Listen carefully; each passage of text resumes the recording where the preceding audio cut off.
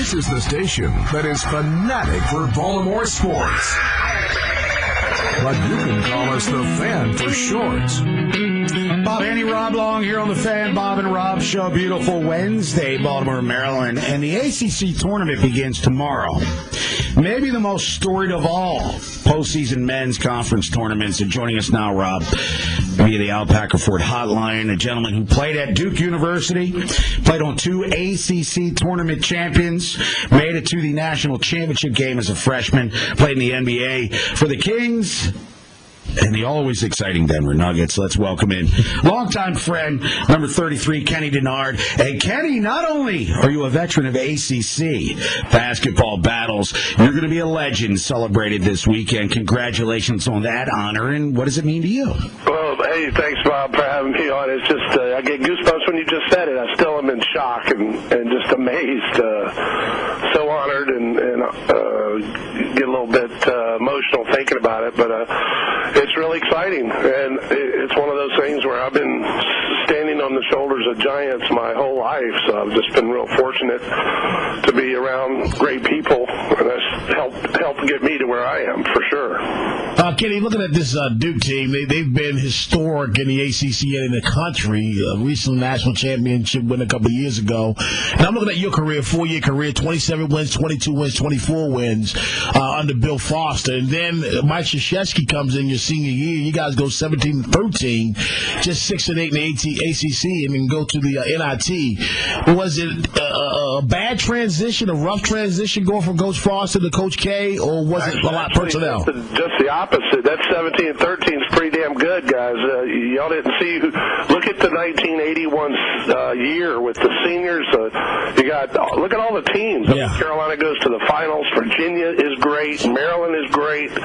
That was probably one of the best all-around ACC talented years. I know that spring after the season was over, we played in those barnstorming games, and every city we went to, every town, every barn we played in was packed to the gills. You got Al Wood, who I saw the other day at the Duke Carolina game. You got Jeff Lamp, Lee Raker, who I'll see at the Legends thing on Saturday. I mean, the list is very long, the depth of that 81. Of course, Gene and I were the seniors and Jim Sudduth on that team. But I look back and I'm amazed at how Larry Nance was in that crew. I could probably go down each team, but I don't have my rosters in front of me. Those are just from memory. That was so 17-13 was pretty respectable, and we beat Carolina that year. They went on to the finals. Maryland, of course, beat Duke in the first round of the ACC tournament that year, 81, at the Cap Center, which is no longer in existence. You know, I threw that out there, Kenny. Kenny knows what time it is. Kenny knows what time it is. Him and Scott Van Pelt still cry when they think about it.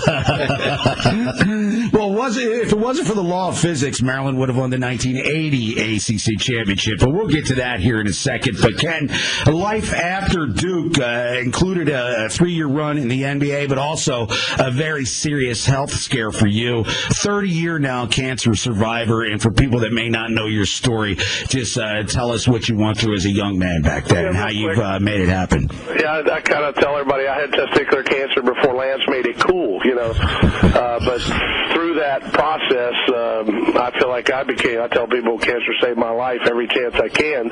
Speak to people who've been stricken with the disease in some form or fashion. And, it's just one of those things that it really made me who I am today and made me a better person. So I look at it as an experience that, sure, it sidetracked, it maybe even ended my basketball career, but it really began my life. So I look at it in that way, and it's just been, I still feel like I'm the luckiest person to be standing above ground right now. Yeah, and in basketball, college basketball especially, has done a great job, I think, with the Coaches versus Cancer. What's your involvement with that? I've been on the board or the council from the beginning. We raised over $70 million, and we want to keep, all that money goes to American Cancer Society to help build, if you know what their mission is to build out not only the research end, which is very, very important, but also patient services, education materials, trying to keep that kid in high school or junior high from taking that first cigarette, trying to keep people and educating people on early detection.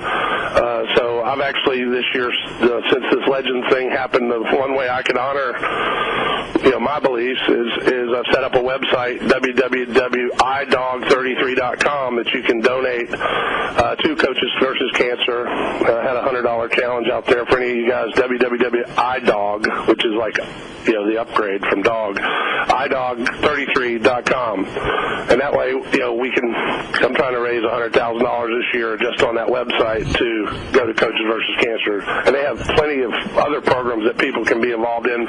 This is one way people always ask me, how can I be involved? And that's an easy way. Go on there and punch a couple of buttons and give them a credit card, and it's done. And that really makes a big difference for everybody. Bob and Rob Show, 105.7 The Fan, here with Kenny Dennard, former ACC great, will be honored as a legend, courtesy of the Alpaca Ford Hotline. All right, Kenny, Bob showed me the YouTube interview. You got to explain this law of physics thing to me, because I'm a literary guy, so you got to explain the physics thing to me. How is it the law of physics that forced the man to the ground? The video is pretty explicit. It speaks for itself. Everybody go to youtube.com/Ken Dennard.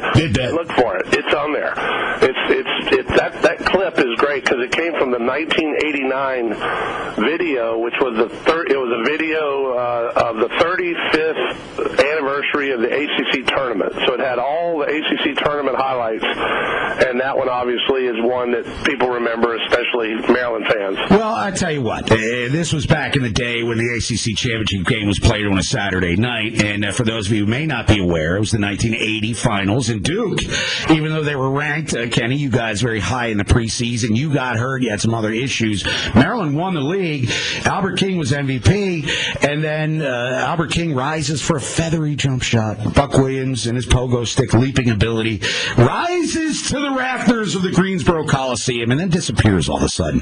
Damn physics, straight right? Up. He went kind of backwards, because we were leaning in against each other. So when we lost tension, when we lost that ice, what was the word I used a couple years ago? Isokinetic or whatever it is. Is that what you say? It's all good, Ken Dennard. Well, I'm saying when Albert was on the show with me and you, 2 years ago, last year or 3 years, all he had to do was hit the shot. It'd be no problem. That's a good point. Well, according to Ernie Graham, Ken, as you remember, he should have been taking the shot in the first place. Exactly. I remember that. That was a great interview. All right, last thing for you, Kenny Dennard here, former Duke great, going to be honored in Atlanta, ACC tournament, one of the legends of the ACC. Your freshman year, 7 teams were in the Atlantic Coast Conference. Now with Syracuse and Pitt coming in, I believe it's 32 teams in the Atlantic Coast Conference. Your thoughts on expansion and how it may help or hurt what ACC basketball was traditionally meant to be? Well, you can't compete. You can't fight the tape, as we say on Wall Street, and you don't go out and try and catch daggers as they're falling from the sky. In other words, when the TV money and the TVs are driving the show, right now TV drives everything from when people play, they preempt things, they change schedules for ratings, and that's what it is. It's not good or bad. It's just the way it is. So with TV comes the TV money, and with the TV money comes, you have to build critical mass. It's almost like anything in life. You can't sit around and be a mom and pop. You have to get bigger. You have to get stronger to survive in this very competitive world. College basketball is the same way. Ken Dennard, former Duke great, honored this weekend at the ACC tournament. Kenny, always good to catch up with you, and you're fun, you're entertaining, and the law of physics. I'm still not smart enough to figure it out, but hey, what do you do?